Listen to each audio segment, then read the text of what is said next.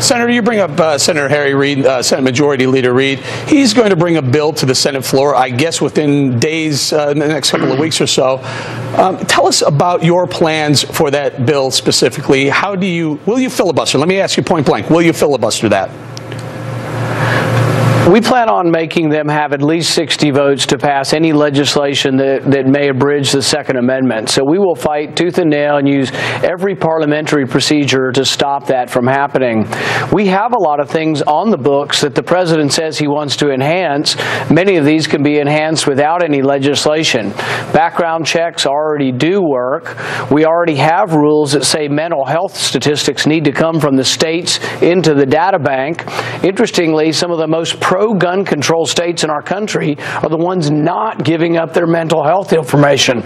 So I think there's a lot of room where things could be improved, but unfortunately still none of this would have changed the outcome. In fact, the only thing that would have changed the outcome, potentially changed the outcome, is something that so many people don't want to hear, and that's self-defense.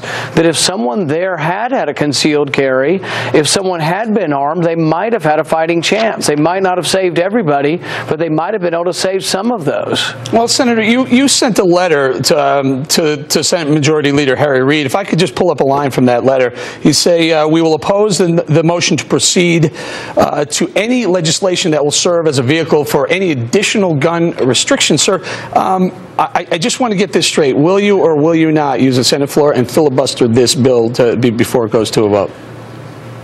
We will filibuster the bill. We won't let them bring it forward because our fear is that once it comes forward, they'll come forward with something that sounds benign in the beginning, but we already have the Feinstein Amendment that talks about banning certain types of guns. That is inconsistent with the Second Amendment. And what people need to remember is that most crimes are committed, nearly 90% of crimes are committed with guns that are bought illegally.